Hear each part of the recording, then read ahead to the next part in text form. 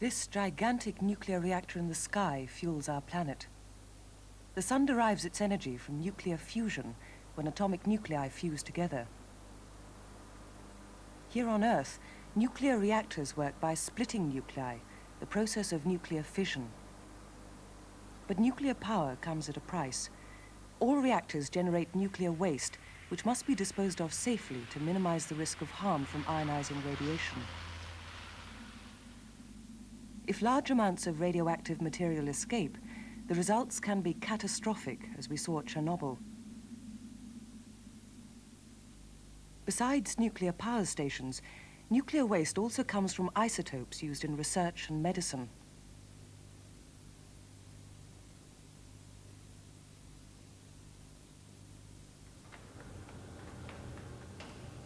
The manager of this small research reactor at the University of London is Ian Sinclair. On the top of the reactor, there are two movable shield doors. If you move these doors out and look into the tank, you can actually view the reactor whilst the reactor is at power. The blue glow here is caused by high-energy electrons passing through the water. They are released during the fission process, and for a tiny fraction of a second are traveling faster than the speed of light in water. But it's inside the veins of the fuel elements where the nuclear fission reactions are occurring. This is a full-scale model of one of our fuel rods. As you can see, it is basically an aluminium box, about 10 centimeters square and a meter long. The fuel for the reactor, that is the uranium, is incorporated into these uranium-aluminium alloy plates. This plate structure allows the water to be convected through the fuel to cool it. That water is also necessary for slowing down neutrons during the fission process.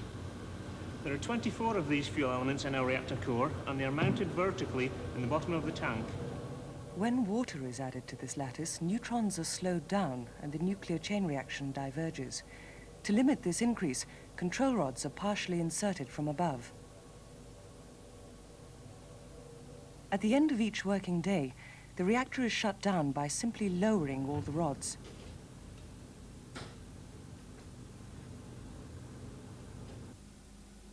Research here generates various items of radioactive waste, contaminated gloves, tissues, shields, and so on.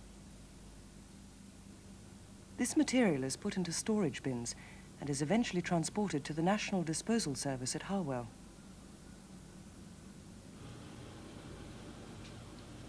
Samples from universities, hospitals, and industries come here to be made artificially radioactive, so that elements present in less than 1 part in a million may be identified. Here we can analyze the gamma-ray spectrum from the activated nuclear sample. Each element emits a unique set of peaks in the spectrum, a sort of nuclear fingerprint. And artificial gamma-ray sources from reactors are used for a wide variety of medical and scientific work. For example, in teaching. In the biology experiment at summer school, you yourself examined the effects of gamma radiation on the germination and subsequent growth of wheat seedlings. And you've seen how radioactive decay of traces of uranium in zircon crystals has damaged the surrounding mica crystal, and how precise measurements of parent and daughter isotopes can be used to date the Shap granite. Radioactive elements decay by emitting ionizing radiation, so let's just look at the different kinds. Alpha particles barely penetrate human skin. Beta particles, electrons, can easily be stopped, and lead sheets can stop X-rays too. But to stop high-energy gamma rays and fast-moving neutrons, you need a thick layer of lead or concrete. The source of all radioactivity is the atomic nucleus. This rare isotope of uranium-U-235 is virtually stable, but it can be stimulated to decay by nuclear fission. When an additional neutron enters the nucleus, it triggers a total breakup. In less than a millionth of a second, it splits in two, emitting gamma rays and several neutrons, all moving rapidly apart. And since it was a neutron that initiated fission, if there were other uranium nuclei nearby, Some of these secondary neutrons could now go on to stimulate further fissions, and a chain reaction can happen.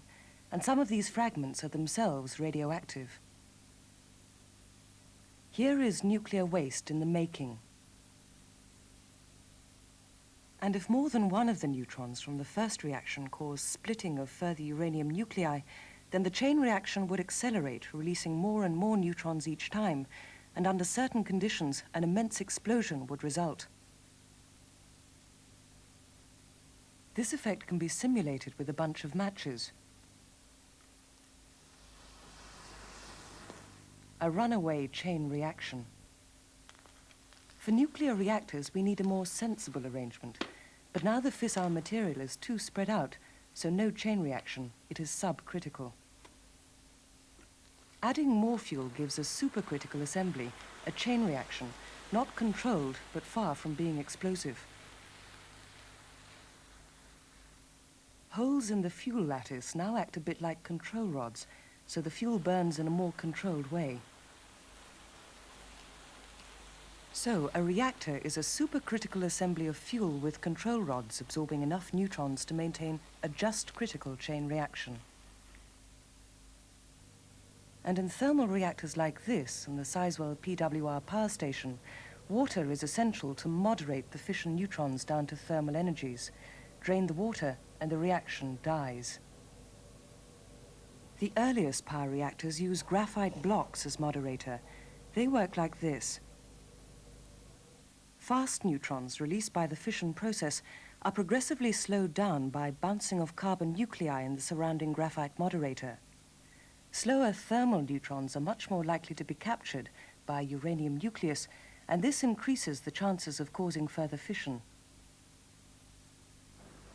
All thermal power reactors use many hundreds of tons of uranium fuel during a working life of at least 30 years. Great care is needed when fuel rods are removed and fresh ones inserted. After perhaps 5 years in the reactor, only a few % of the uranium fuel has been used up, but fission products and heavy elements become significant neutron absorbers, and the whole assembly must be removed. The spent fuel assemblies are kept underwater at the power station for a year or so, while their intense activity dies down and their temperature falls.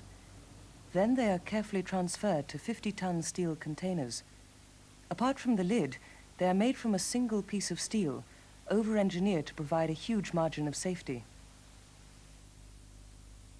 After careful cleaning and monitoring, the flask containing a couple of hundred spent fuel cans is filled with water, sealed and transported to Sellafield.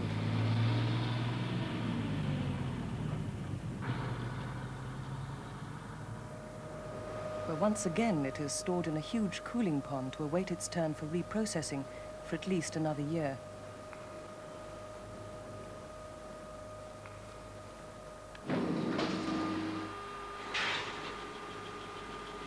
Eventually, the fuel element is carefully stripped of its outer casing, which now is active metallic waste, while the uranium fuel pin is extracted so that it can be purified and recycled.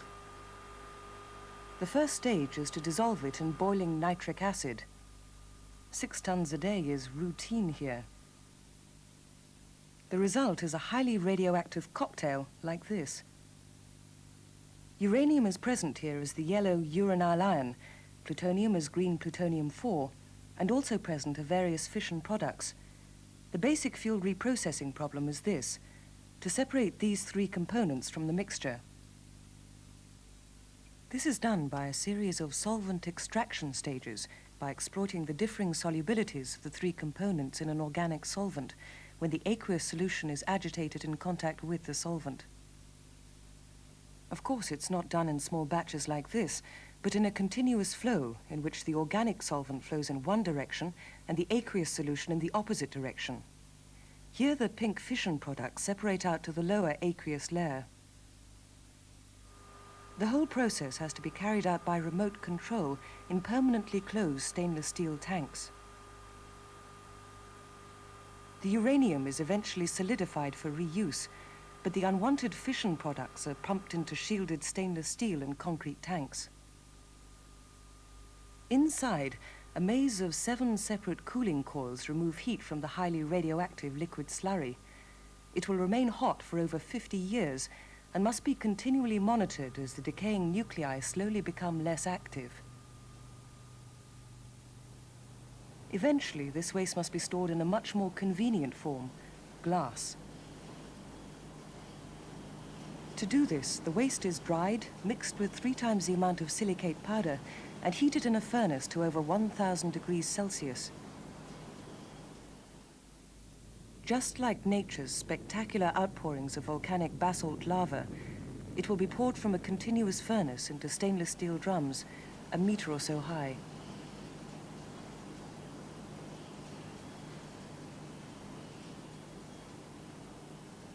On cooling, it is very difficult to tell which of these is solid radioactive waste and which is 5-million-year-old volcanic glass. This slightly greenish one is the waste. After cooling, the drums are welded shut and stacked up to 10 high in air-cooled storage for another 50 years before final permanent disposal.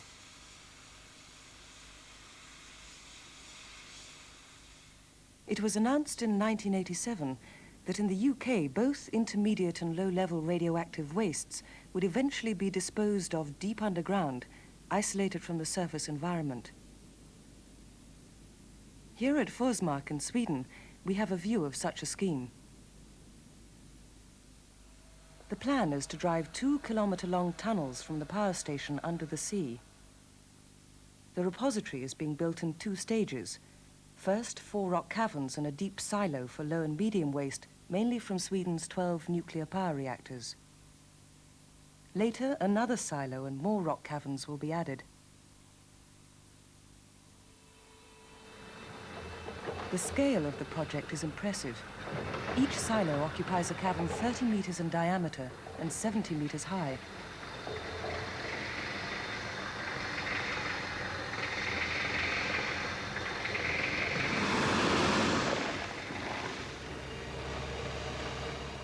After excavation, a thick clay floor is laid.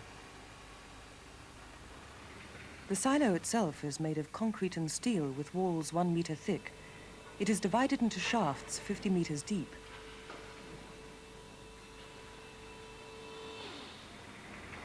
A thick layer of fine bentonite clay both cushions the silo from the rock and also, when sodden, provides a virtually impenetrable barrier for further water movement across it.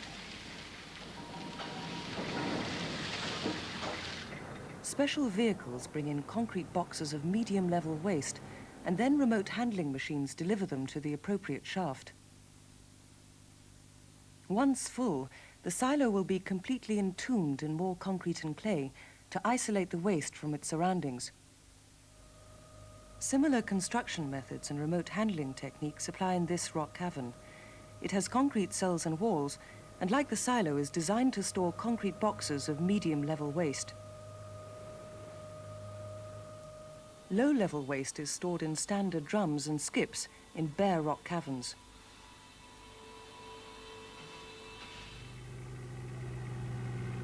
We dump many wastes, liquid and solid, into the surface environment. Here at Pitsea in Essex, huge amounts of non-radioactive domestic and industrial solids are disposed of.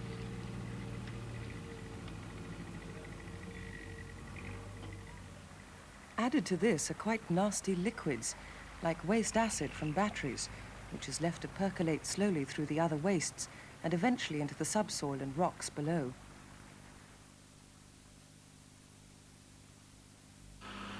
For many years, low-level radioactive solid wastes have been dumped here at Drigg, near Sellafield.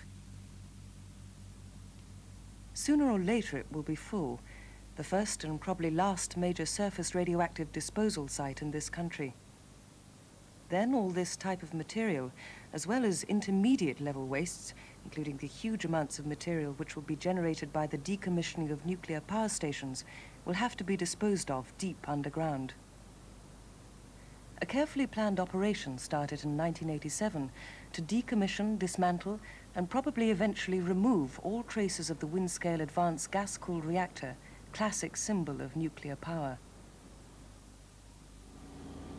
And it is in the dismantling of nuclear power stations that the biggest nuclear waste disposal problem lies. Much of the steam-raising equipment has to be very well insulated. One of the biggest initial problems is to remove all the lagging safely, not because it is radioactive, but because asbestos was the chief component used here. Nowadays, very strict regulations govern the industrial use and disposal of asbestos. And of course, this problem also arises in decommissioning any power station, chemical plant, much of industry, and even domestic heating boiler houses. Inside the reactor building, everything is monitored for possible contamination, whether it be just a pipe junction or the interior of one of the large circulator electric motors. Some components definitely are contaminated, and protective polythene suits and sealed enclosures are necessary. Even here, though, conventional cutting tools can still be used. But it is in the dismantling of the reactor itself where new techniques had to be developed. Even after defueling, the core is still highly radioactive. The stainless steel in the middle is the hottest, then the steel of the pressure vessel. Even the concrete bioshield is radioactive. Getting the radioactive center out means building a sealed route in. Unfortunately, the heat exchangers are in the way, and they are contaminated too. The first job was to move them, and the only way they could go was up. Each having a mass of 170 tons, it took 3 days to raise them out of their concrete bioshields. The waste transfer route was open underneath. But now you need a remote control robot to do the job safely. A rotatable shield sealed to the reactor and a mast from which to work the robot manipulator, cameras, and cutting equipment. Then a building where the waste can go for packaging. The system is designed to work like this. The robot cutter slices off a piece of radioactive material. A robot hoist arm picks it up and carries it to what is grimly called the sentencing cell. There the radioactivity is measured and the waste allocated a rack. The whole operation, monitored by 6 TV cameras, is done by remote control. The rack is lowered into a concrete box, sealed with more concrete, and finally delivered to the outside world. The concrete boxes have been designed to survive accidents, just like any other container which carries radioactive material. All the contaminated waste will end up in 160 concrete coffins, destined eventually for storage deep underground. It is hoped by dismantling this reactor as a research project that the lessons and techniques learnt will lead to future reactor designs being more easily serviced and ultimately dismantled. Obviously, in these situations, great care is needed to limit and monitor the amount of radiation to which workers are exposed. But why can ionizing radiation be harmful? It can cause damage to the DNA contained in cells.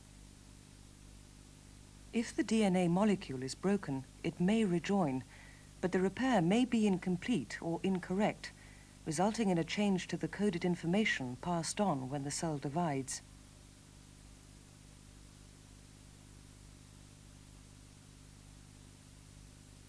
Damage to DNA in humans may later result in the cells becoming cancerous. Ever since the discovery of X-rays, bodies have been probed with ionizing radiation, initially without realizing the potential dangers. Within months of the discovery, X-ray tubes were used to give pictures of astonishing anatomical detail. Metal objects like this ring showed up as easily as bullet fragments and wounded soldiers, even in the field.